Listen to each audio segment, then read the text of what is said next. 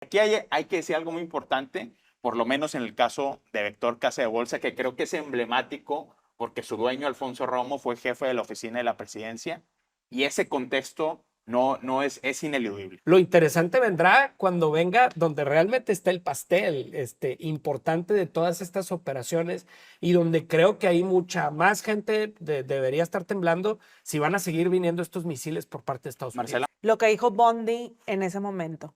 Y que dijo cuando Graham le pregunta, ¿me puedes decir tal específicamente si México, y que le Si dijo, México está colaborando. si México está colaborando, y dijo, eso lo vamos a ver tras bambalinas. O sea, lo vamos a ver. Es clasificado. Es clasificado. Entonces, ¿de qué tamaño es la cloaca para decir que no lo puede decir públicamente y decirlo públicamente que lo tiene que decir Sí, claro. en secreto? Lo que estamos viendo es que esta medida del FinCEN parece ser un mensaje al régimen. Y por eso no es casuístico el hecho de que se haya seleccionado a Vector Casa de Bolsa, porque lo que se quiere dar a entender es una persona que estuvo tan cerca de Andrés Manuel López Obrador, que fue Alfonso Romo, su jefe de la oficina de la presidencia, pues lo queremos nosotros involucrar. ¿Cuál es la naturaleza de la relación entre Alfonso Romo y Andrés Manuel López Obrador en los últimos años?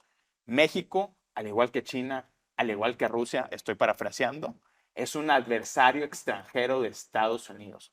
Hay una narrativa empujándose en la administración de Donald Trump que el último caso es el de Pam Bondi, pero anteriormente, un día antes también, en una audiencia en el Senado, un agente de la DEA, que ya hablaremos de eso más adelante, también dio un mensaje de que el Jalisco Nueva Generación estuvo espiando y vigilando a agentes norteamericanos en territorio estadounidense durante el juicio del Menchito. Aquí, ante lo que estamos, es que el Departamento del Tesoro ya no está señalando a esas empresas montadas por los cárteles, sino está señalando a los intermediarios financieros. Que esto no ocurre en un vacío, sino ocurre en el contexto de una ofensiva mucho más amplia de Estados Unidos, del gobierno, de la administración de Donald Trump, en contra de México por instalar una narrativa de que aquí se vive un narcoestado.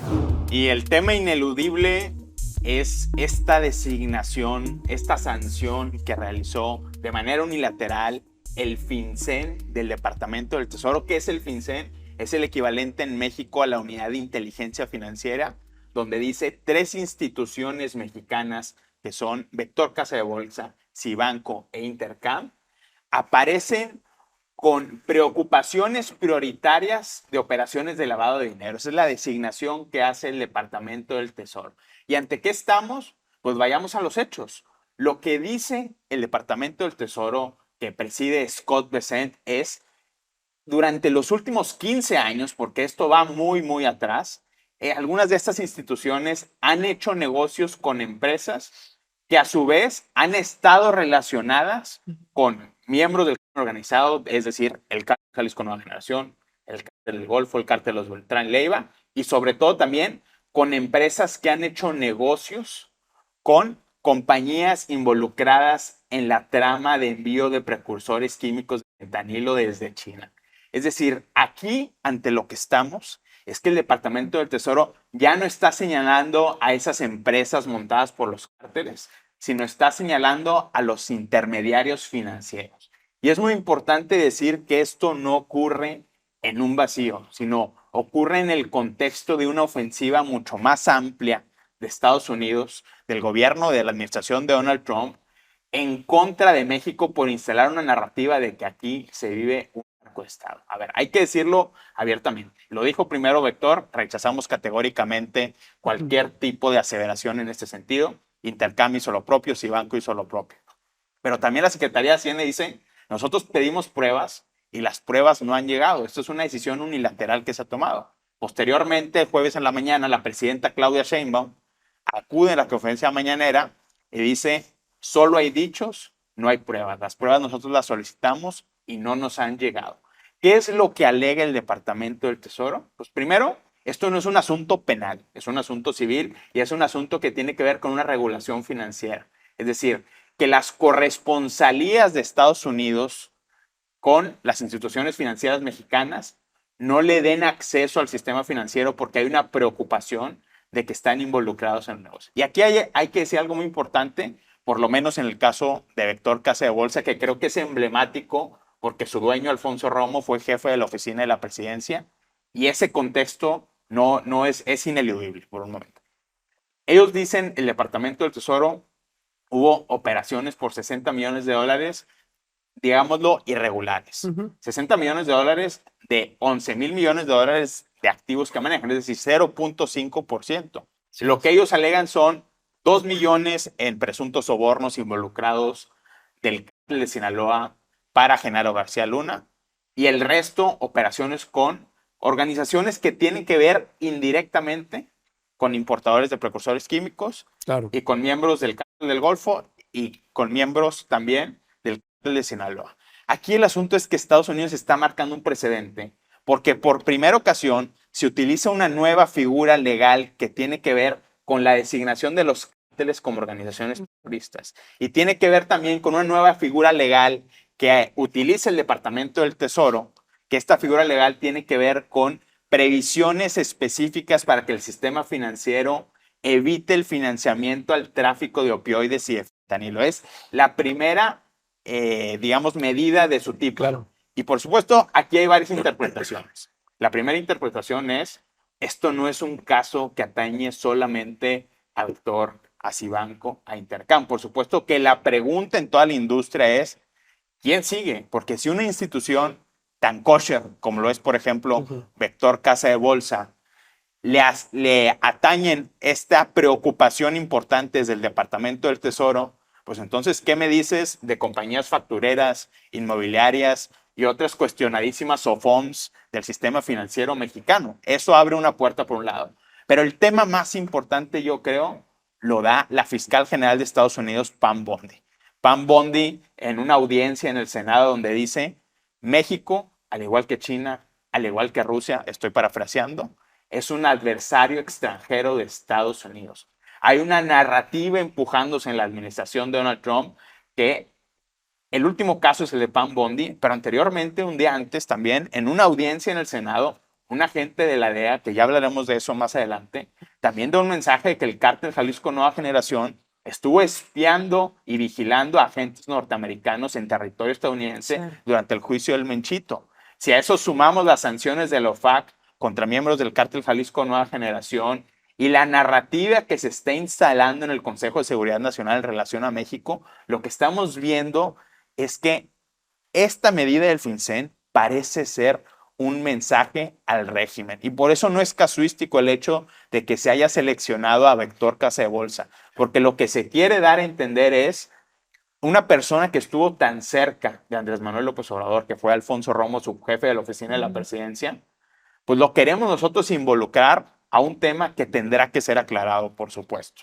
Aquí el asunto es, y yo pongo esta pregunta sobre la mesa, ¿cuál es la naturaleza de la relación entre Alfonso Romo y Andrés Manuel López Obrador en los últimos años?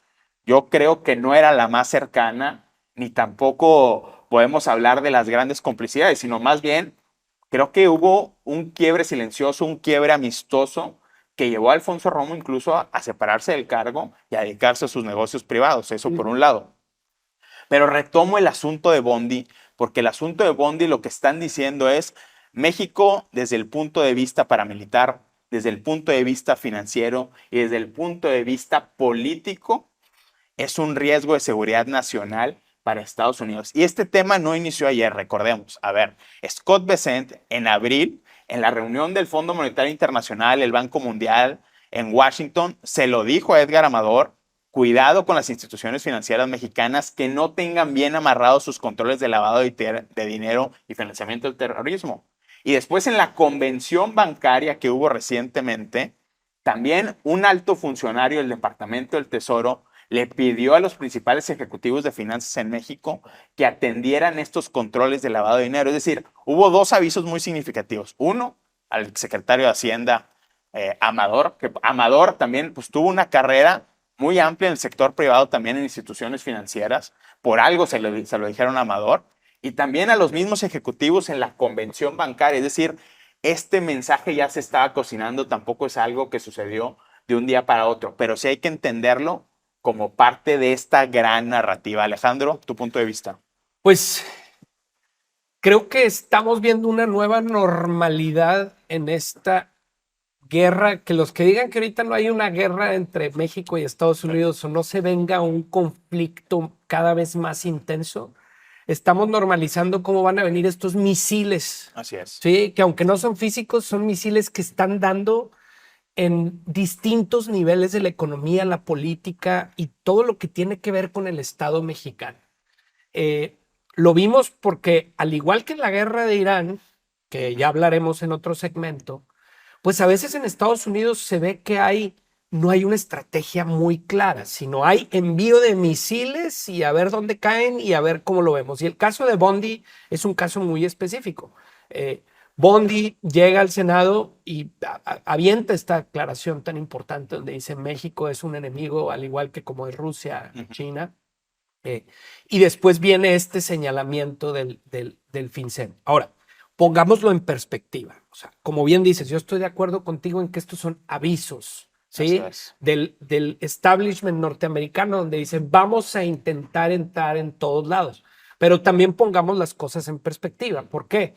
Porque sí, al mismo tiempo que a Vector, a Banco, Intercam, y tú decías bien, tiene que ver con el 0.5%, por ejemplo, de la lana que maneja Vector Casa de Bolsa, ¿sí? Que es, cuando ves todas sus operaciones, es una parte pequeña, pues sí estamos viendo que hay lugares donde se está manejando muchísimo más dinero, mucha más influencia del crimen organizado y negocios más importantes que están financiando de este lado y de aquel lado el trasiego de drogas. ¿Sí? Nada más te hago un paréntesis Claro. aquí. A ver, el último dato, digamos, confiable que tiene el gobierno estadounidense público de cuál es el monto del negocio del tráfico de drogas de los cárteles mexicanos es de 39 mil millones de dólares y eso se hizo en el 2019, es decir, antes de la explosión del gran negocio del fentanilo que se multiplicó de manera exponencial. Es decir, si estamos a un negocio, pongámoslo en 50 mil o 60 mil millones de dólares al año. Y en el caso, por ejemplo, de Vector, o si sumamos Vector, Intercam y Cibanco, que son menos de 200 millones de dólares en total, pues estamos atendiendo a una sola fracción, porque son 50 mil millones de dólares al año. Y estas son operaciones que fueron durante décadas, lo que nos lleva a pensar en que realmente pues esto es un mensaje. Claro. Y que, bueno, y que AMLO lo dejó crecer. Y que ¿dónde está el resto? Sí, y termino. A ver, porque finalmente Vector y las empresas Banco Intercam se defienden y dicen, oiga, nosotros nos regimos por todo lo que la Comisión Nacional Bancaria de Valores y Bancomex y todas las instituciones mexicanas nos ponen candados y nosotros tenemos una forma de operar y ellos se defienden en ese sentido. Lo importante yo creo que en este caso, desafortunadamente el tema político por la cercanía de Alfonso Romo con Andrés Manuel López Obrador, y no olvidemos lo importante que fue Alfonso Romo para la llegada de López Obrador. Sí, es decir, todo el mundo o mucha gente reconoce que Alfonso Romo le abre un espectro a Andrés Manuel López Obrador en la campaña que López Obrador no había podido alcanzar en años, que es esta clase económica, esta parte de inversionistas, esta parte de empresarios. Vieron en Alfonso Romo una señal de confianza. ¿Sí? Entonces, el misil es político en ese sentido y hemos visto que los adversarios políticos de Andrés Manuel López Obrador también están aprovechándose de este anuncio. Entonces, mi punto es, a ver, se entiende, ahorita es la parte financiera y las casas de bolsas de Vector, de Banco Intercam. Lo interesante vendrá cuando venga donde realmente está el pastel importante de todas estas operaciones y donde creo que hay mucha más gente debería estar temblando si van a seguir viniendo estos misiles por parte de Estados Unidos. Claro, totalmente. Aquí el punto es también lo que dijo Bondi en ese momento y que dijo cuando Graham le pregunta, ¿me puedes decir tal específicamente si México, y que le dijo, México está colaborando. Si México está colaborando, y dijo, eso lo vamos a ver tras bambalinas. O sea, lo vamos a ver. Es clasificado. Es clasificado. Entonces, ¿de qué tamaño es la cloaca para decir que no lo puede decir públicamente y decirlo públicamente que lo tiene que decir en secreto? Y más importante, lo que responde Graham dice no. México no nos está ayudando y si ellos no hacen lo necesario, nosotros vamos Exacto. Pero aquí, ¿qué? Nos ponen descubierto como un narcoestado, en donde el crimen organizado es, todos los caminos conducen no a Roma, sino al crimen organizado. Sea 5%, sea 20%, sea 30%, sea una facturera, sea una casa de bolsa, va a estar el crimen organizado, presuntamente. ¿Por qué? Porque el manejo de este país es con el crimen organizado. Y en las campañas de los políticos, en las campañas de lo que tú quieras, diputados, no diputados, morenistas, no morenistas. Aquí la cuestión es que esto nace también de García Luna. De un García Luna que está cantando, al igual que todos los demás que tienen en Estados Unidos, y que también todos los caminos conducen a García Luna. Entonces García Luna poco a poco, a lo mejor no va a ser del tamaño de lo que es o lo que está haciendo todo lo que rodea a García Luna, etcétera, y lo del Mencho, etcétera. Pero sí es una cloaca, esto que está pasando, en donde Morena se está desmorenando. ¿Por qué? Porque es algo que va a cargar siempre. Va a cargar. Claro. Esto ya manchó los nombres de Vector, Cibanco, Intercam, junto con Morena, o sea, como tú bien lo dices, Alejandro, es político. Pero dentro de lo político salen manchados todos los nombres de cuello blanco. A ver, Marcel, das un punto muy importante, pero yo creo que esto ya, y esto es el punto clave para mí, porque ya va más allá de Morena. Estados Unidos está tomando una decisión de meter en la ecuación no solo a la clase política y al aparato de seguridad del Estado mexicano, sino decirle a toda la clase empresarial mexicana y a todo el sistema financiero mexicano, señores, ustedes también tienen que colaborar y si no, aquí está una pistola cargada sobre la mesa. Y esa pistola cargada sobre la mesa, como bien lo decía Alejandro, pues este reporte del FinCEN, que son atribuciones civiles, no penales, donde no tienes unilaterales, claro, donde no tienes que presentar pruebas, pero ya hay un daño reputacional fuertísimo el daño a la confianza a una institución financiera que de eso viven. Hablaban en el medio de que este asunto pues es una muerte, podría ser una muerte técnica para algunas instituciones financieras que se vieran afectadas por este tipo de publicaciones. ¿Cuánta gente va a empezar a mover sus dineros? Y porque por todo esto es un collateral damage. Que empezó con la designación de los cárteles como organizaciones terroristas, porque no nos hemos cansado de decirlo aquí. La designación de los cárteles implica que toda persona o institución que apoye sustancialmente o logísticamente de manera material o financiera a un cártel en primer, segundo o tercer grado, como es en el caso de Cibanco, Intercam y Vector Casa de Bolsa, pues va a estar sujeto a esta legislación. Y en ese mundo, pues yo digo, ¿quién en México está salvo de ese tercer grado? Ese es el punto. Yo pregunto a los constructores inmobiliarios de Valle Oriente, por ejemplo, aquí en San Pedro Garza García, ¿cuántos de esos personajes no están involucrados en primer, segundo o tercer grado en ese asunto? Claro. ¿Cuántos personajes del huachicol, que es un negocio 10 veces mayor a estos 50,000 millones de dólares? Pues claro, veamos también hasta dónde llega el asunto en primer, segundo y tercer grado. Lo que está haciendo Estados Unidos es pintar con una brocha muy gruesa que todo el sistema mexicano, empresarial, financiero, político, está completamente coludido. Sí. Alejandro. A ver, eso está, es un punto bien interesante, porque si lo pones en perspectiva, ¿qué dice Estados Unidos? A ver, hemos detectado que en los últimos 10 años, ¿no? Porque es desde el 2014. 2013. ¿Sí? Hay operaciones, ¿sí? Que creemos que están relacionadas con tal o cual. No damos pruebas, no decimos qué es. Y nuestro castigo, y muy como importante, bien dices, no mencionan las empresas que sí son las responsables. Así es, no mencionan empresas y dicen, estos negocios, estas casas de bolsa, permitieron operaciones entre esas empresas a través de ellos, ¿sí?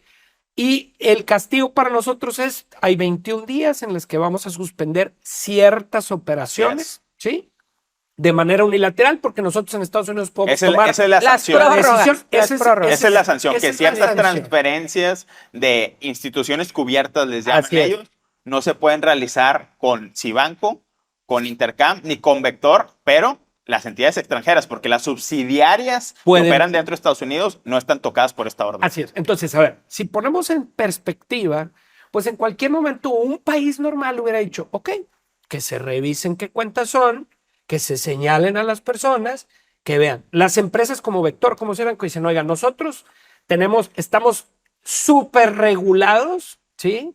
Por el gobierno y todas nuestras operaciones pues necesitan llegar a tal y tienen Y certificaciones hay y solo demás. ha habido observaciones administrativas, es lo que Si dice. no fuera esto un país como México, bueno, se llega, se ve, se observa, se sanciona si es el caso, se quita la sanción y todo. El problema es el contexto en el que se da la situación. Y un misil o un aviso que podría ser un aviso entre países normal, común y corriente se convierte en una bomba atómica en la que la presidenta tiene que salir a decir, no hay pruebas, no hay, porque hay, como bien dicen ustedes, hay tanto miedo y tanta complicidad Es que hay en tanta complicidad. muchos otros sectores y en muchas otras industrias y no defiendo a nadie, sino que yo traté de leer el documento para entender y decir, bueno, pues es una institución que dice, ojo aquí, Sí. hay un problema acá, pero hay tanto miedo en el sistema político, hay tantas complicidades, hay tantas cuestiones, Sí, sí. que esto se convierte en un misil que puede dañar la reputación Por de empresas supuesto. que a lo mejor al otro día dicen, oiga, no, aquí pasó esto, Claro. pasó lo otro, ¿no? Entonces, creo que Estados Unidos ya vio el poderío que Es que tiene Estados en Unidos, ese tipo de Eso misiles. está Estados generando un Unidos incentivo, tiene claro, la narrativa Marcela. hoy por hoy de la mañanera. O sea, por más que Claudia Totalmente. salga la presidenta a decir, no somos piñata de nadie, no sé qué. Fue la Estamos, primera pregunta y la de estamos Bonnie en la la segunda. narrativa de Estados Así Unidos, quiera o no. Estamos ante Estados Unidos subordinados. ¿Por qué? Porque nos traen aquí con Claro. todas estas cuestiones que ellos no quieren. El Frente de Migración, fentanilo, huachicol, o sea, como dicen ellos, you name it. Claro. Entonces, esta lista de cuestiones que para Estados Unidos no conviene, independientemente que si ellos también tienen lo suyo, que no son perita en dulce, ¿verdad? Ni, Claro. ni Trump, Bueno, ha ni, habido ni- los casos ni de toda su HSBC, gente. los casos de Siri. Y aparte todo esto le conviene a Trump, que ahorita vamos a mencionar lo de la guerra, porque la lista Epstein era el número 1 en su mañanera, bueno, en su discurso, en su narrativa, con todos los demócratas, etcétera. Sí. Y la guerra de Irán y esto que está pasando ahorita